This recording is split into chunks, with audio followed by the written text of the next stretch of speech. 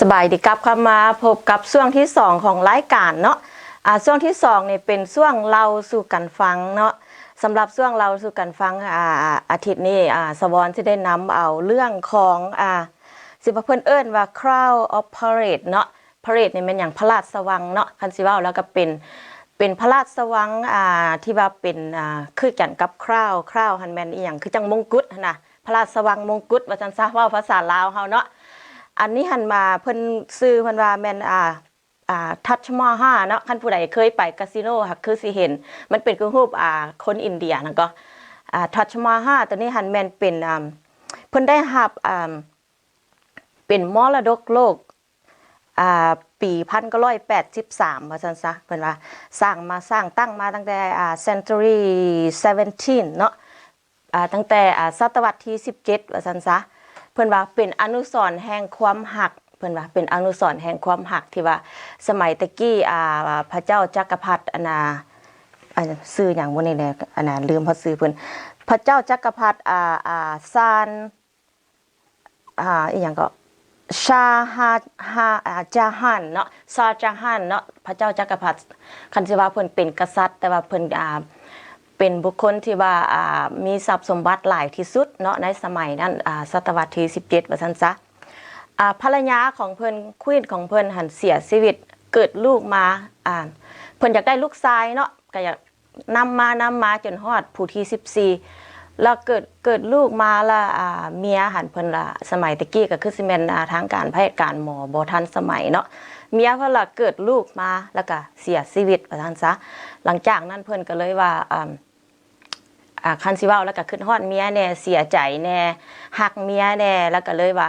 สร้างอนุสรณ์แห่งความหักตัวนี้ขึ้นมาว่าซั่นเพิ่นว่าสำหรับท่านใดที่ว่าอยากเห็นอนุสรณ์แห่งความหักเป็นพาเหรดตัวนี้เนาะแม่นให้ไปเบิ่งอยู่ประเทศอินเดียเพิ่นเอิ้นว่าทัชมาฮาชื่อเพิ่นทัชมาฮาเนาะให้ไปเบิ่งเป็นหินอ่อนทั้งเบิดเพิ่นว่าเป็นหินอ่อนสีขาวเนาะที่ว่าเพิ่นสร้างในสมัยนั้นว่าซั่นซะเป็นอนุสรณ์แห่งความหักว่าสั่นเพิ่นว่าเว้าเป็นภาษาลาวเฮาแบบง่ายๆเขาจะเอิ้นว่าอนุสรณ์แห่งความหักที่ระลึกแห่งความหักว่าซั่นซะอันกะท่านผู้ชมทางบ้านกับคันผู้ใดมีเงินมีค้ำหลายก็อันคันว่าคิดอยากสร้างอนุสรณ์แห่งความหักก็ต่อไปก็สิได้เป็นมรดกของลูกของหลานเนาะเก็บไว้เบิ่งว่าซั่นซะเก็บไว้เบิ่งสารฮอดสารนี่เพิ่นว่าหอปราสาทตัวนี้ในแม่นพระราชวังสร้างตั้งปี1632หา1658เนาะศตวรรษที่17ว่าซั่นซะเพิ่นว่าสร้างเป็นอนุสรณ์เป็นสุสานแห่งความหักเพิ่นว่ามอบให้แก่ภรรยาของเพิ่นที่ว่าได้เสียชีวิตหลังจากที่ว่าเพิ่นเกิดลูกผู้ที่14เนาะและได้เสียชีวิตเพิ่นว่ามีเนื้อที่อยู่ประมาณ17เฮกตาร์บ้านเฮาคือว่าระบบสากลเพิ่นเอิ้นเฮกตาร์เนาะแต่ว่าคันอยู่อเมริกาเฮาเพิ่นเอิ้นเป็นแอคเกอร์ประมาณ17เฮกตาร์นี่มาเป็นแอคเกอร์ประมาณ42แอคเกอร์เพิ่นว่าเป็นบ้านเฮาแล้วเพิ่นเอิ้นคนลาวเฮาเพิ่นก็ยังห้องเป็นเฮกตาร์อยู่เนาะเพิ่นแทกไร่แทกนาเพิ่นยังไล่เป็นเฮกตาร์ไล่เป็นแมตต์เป็นกิโลเมตรอยู่เนาะใช้ระบบนั้นว่าซั่นซะลองหารมึงดู42หารให้17เพิ่นว่านี่รวมเป็นคันเป็นไร่เป็นแอคเกอร์นี่ประมาณ42แอคเกอร์คันเป็นไร่เป็นเฮกตาร์นี่มัน17เฮกตาร์เพิ่นว่าเนื้อที่มันเนาะมีหลวงสูงประมาณ73เมตรเพิ่นว่าสูงสมควรว่าซั่นซะ73เมตรเนาะแต่ละปีเพิ่นว่าแต่ละปีมีนักท่องเที่ยวเข้าไปเยี่ยมชมประมาณ7-8 ล้านคนต่อปีสมควรเนาะเพิ่นว่าหลังจากที่ว่าเพิ่นได้รับองค์การยูเนสโกได้รับเป็นมรดกโลกแล้วเพิ่นก็เลยว่ามีนักท่องเที่ยวเข้าไปอย่างหลวงหลายฉะนั้นล่ะคันแม่นสถานที่ใดเมืองใดที่ว่าได้รับสถาปนาประกาศเป็นมรดกโลกแล้วเพิ่นต้องได้ยอมรับนักท่องเที่ยวสากลนักท่องเที่ยวต่างชาตินักท่องเที่ยวที่ว่ามาจากทั่วทุกมุมโลกมันไผก็ตามที่ว่าอยากมาเยี่ยมมาชมแปลว่าต้องได้เปิดให้เพิ่นรับเข้าว่าซั่นซะฉะนั้นล่ะเมืองลาวเฮาเพิ่นก็ ได้เปิดกว้างเนาะเดี๋ยวนี้ก็ได้เพิ่นได้เปิดกว้างให้นักท่องเที่ยวเข้ามาเยี่ยมชมสถานที่มรดกโลกทั้ง3บ่อนที่ว่าขน้อยได้เล่าให้ฟังนั้นก็คือธงไหหินแล้วก็ตัวเมืองหลวงพระบางแล้วก็วัดภูจำปาสักอันนั้นมันกลายเป็นมรดกโลกเรียบร้อยแล้ววันนี้คันแม่นว่านักท่องเที่ยวอยู่ทั่วทุกมุมโลกว่าซั่นซะผู้ใดว่าอยากไปเที่ยวลาวก็แม่นเน้นนักเพิ่นก็ต้องเน้นใส่3สถานที่ท่องเที่ยวในโลกว่าซั่นซะอันนี้ก็แม่นเป็นกลายเป็นสถานที่ที่ว่านัมเบอร์1ของประเทศอินเดียเนาะคันแม่นว่าผู้ใดไปเที่ยวประเทศอินเดียแม่นเพิ่นก็ต้องได้ไปเยี่ยมชมสถานที่ทัชมาฮาลนี่ว่าซั่นซะเพิ่นว่าสมัยตะกี้หันเพิ่นว่าเพิ่นสร้างหันใช้เงินประมาณ32ล้านรูปีเงินรูปีเป็นเงินของเงินอินเดียนะเพิ่นว่าเบิดประมาณ32ล้านรูปีเพิ่นว่าบัดนี้ฮอดปี2015นี่เพิ่นว่ามาตีมูลค่าประมาณ52,000 ล้าน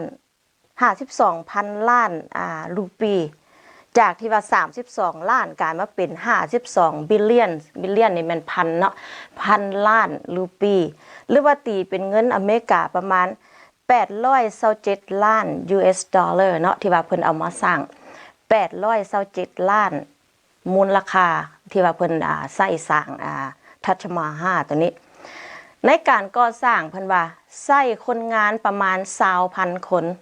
ในการมาสร้างสมัยตะกี้ศตวรรษที่17เนาะก็ยังบ่300ปีที่แล้วว่าซั่นซะ300ปีที่แล้วใช้คนในการก่อสร้างหัน20,000 คนแล้วก็ใช้สร้างประมาณ1,000 โตเพิ่นใช้สร้างหันมาแก่มาคนหินคนปูนคนทรายว่าซั่นซะเพิ่นว่าเพิ่นจ้างสถาปนิกมานี่จ้างนักวิศวกรนี่มาจากยุโรปเนาะมาจากยุโรปที่ว่าเพิ่นมาเฮ็ดเป็นหินอ่อนหินอย่างนี้แต่ว่าอันนั้นหันก็แม่นเราแบบทางการเนาะแล้ววันนี้เพิ่นว่าเราแบบชาวบ้านหันเพิ่นว่าสถานที่นี่ใช้คนงานหลายประมาณ 20,000 คนประมาณ 20,000 คนเนาะแล้วเพิ่นว่ามีหลายคนนี่ถูกตาบอดเป็นตาบอดเพราะว่าหยังหินอ่อนมันเป็นหินสีขาวมันเป็นหินอ่อนสีขาวแล้วมันเป็นสิว่าจังได๋มันมีแสงสะท้อนเข้าตาเนาะเป็นแสงสะท้อนเข้าตาแล้วคนงานใดที่ว่าไปเฮ็ดเวียกอยู่หั่นล่ะส่วนหลายแล้วเป็นตาบอดเขาจะว่าตาบอดว่าซั่น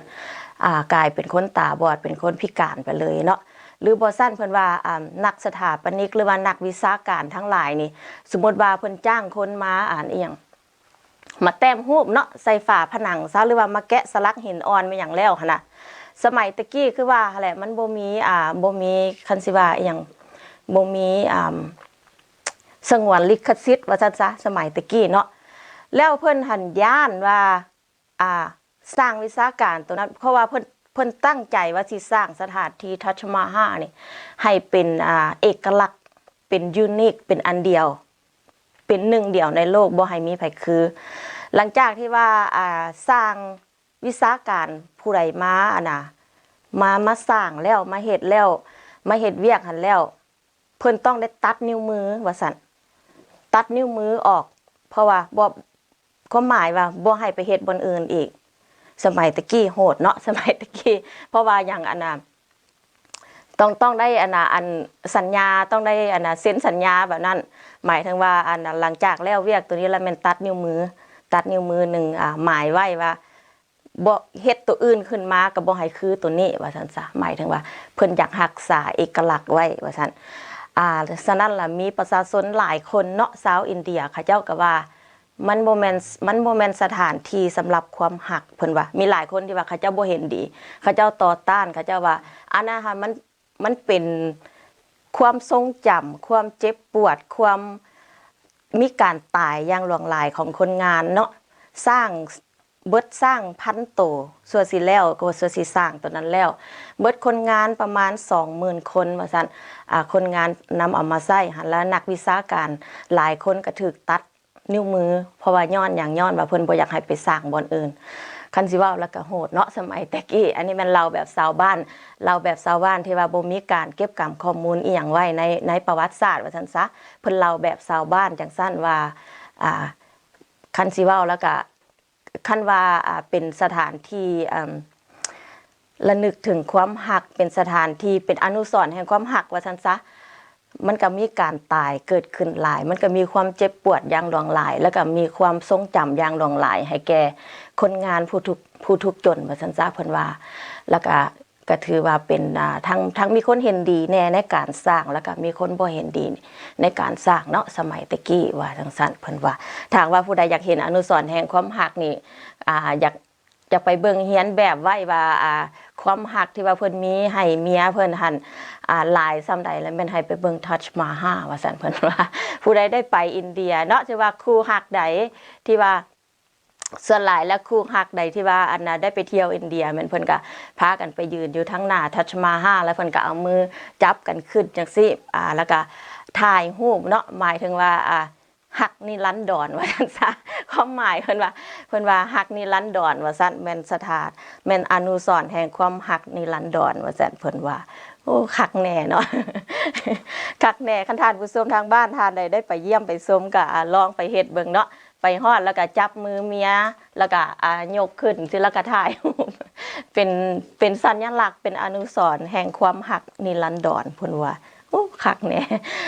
อันนี้ก็แม่นเล็กๆน้อยๆเนาะสาวได้นำมาฝากเพิ่นปี1983นี่แม่นองค์การยูเนสโกเพิ่นได้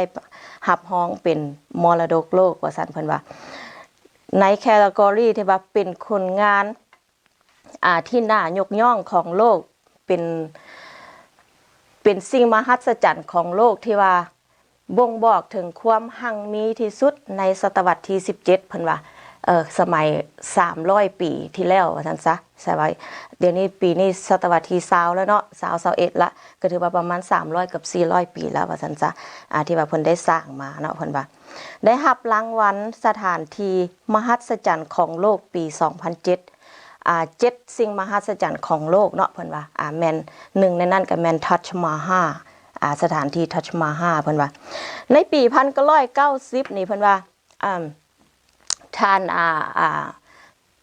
president เฮาเดี๋ยวนี้นะมิสเตอร์ทรัมป์เนาะเพิ่นได้ไปซื้อเอาซื้อทัชมาฮานี่มาสร้างเป็นคาสิโนมาสร้างเป็นคาสิโนอยู่ในทรัมป์อย่างในทรัมป์อัน property ของเพิ่นว่าซั่นซะอยู่ Atlantic City เนาะเพิ่นว่าหลังจากหันมาแล้วเพิ่นก็อันอีหยังได้คือสิแม่นได้สิว่าจังได๋ได้ยุบเนาะกิจการได้ปิดลงว่าซั่นซะกิจการได้ปิดลงอันนี้แม่นคันผู้ใดได้ไป Atlantic City ฮักสิเห็นดอกเพิ่นสิมีเป็นคือเฮือนอินเดียเป็นอันนั้นแหละเป็นภาพจำลองของทัชมาฮาที่ว่าเพิ่นได้ซื้อมาเอามาเฮ็ดเป็นโรงแรมเป็นคาสิโนเนาะเพิ่นว่าอยู่ Atlantic City ว่าซั่นแต่ว่าเดี๋ยวนี้ได้ปิดไปแล้วท่านทรัมป์โดนัลด์ทรัมป์ก็บ่ได้เป็นเจ้าของแล้วบ่ได้อยู่ในเครือข่ายแล้วว่าซั่นสถานที่ได้ปิดไปแล้วแล้วเป็นแม่นบริษัทอื่นซื้อเอาไปเรียบร้อยแล้วว่าซั่นเพิ่นว่าเนาะอันนั้นก็เล็กๆน้อยๆสวรรค์ได้นำมาฝากค่ะว่าซั่นซะคันแม่นทานได้ไปเที่ยวอินเดียเนาะก็ลองไปเบิ่งพาลูกพาเมียพาคนฮักไปเยี่ยมไปชมแล้วก็ไปถ่ายรูปคือขน้อยว่าเลยไปยืนอยู่ทั้งหน้าแล้วก็จับมือกันยกขึ้นแล้วก็ถ่ายรูปเนาะโพสต์ออก Facebook ก็มาให้สวรรค์เบิ่งน้ำแน่ส่งมาให้สวรรค์เบิ่งน้ำแน่เพิ่นว่าอันนั้นอนุสรณ์แห่งความหักบ่แม่นหักธรรมดาเพิ่นว่าหักนิรันดรว่าซั่นเด้โอ้คักแน่สวรรค์ก็สิได้หาโอกาสไปก่อนสิได้สะสมเงินจักหน่อยเพราะสิได้ไปเยี่ยมไปชมเนาะไปเบิ่งว่ามันเป็นจังได๋แท้อลังการแท้บ่ว่าซั่นเพิ่นว่าทั้งเบิดบิลดิ้งทั้งเบิดบอนอันน่ะตัวตึกเพิ่นหั่นน่ะแม่นใส่หินอ่อนทั้งเบิดเพิ่นว่าใส่หินอ่อนเนาะสมัยตะกี้เครื่องไม้เครื่องมือก็บ่ทันสมัยเพิ่นยังเฮ็ดได้ซ้ำนั่นว่าซั่นซะก็ถือว่าเป็นสิ่งมหัศจรรย์1 ใน 7ของโลกเพิ่นว่าอันที่องค์การยูเนสโกเพิ่นได้รองรับให้พักเบรกกันหน่อยนึงจักหน่อยมาพบกันช่วงที่3ของรายการ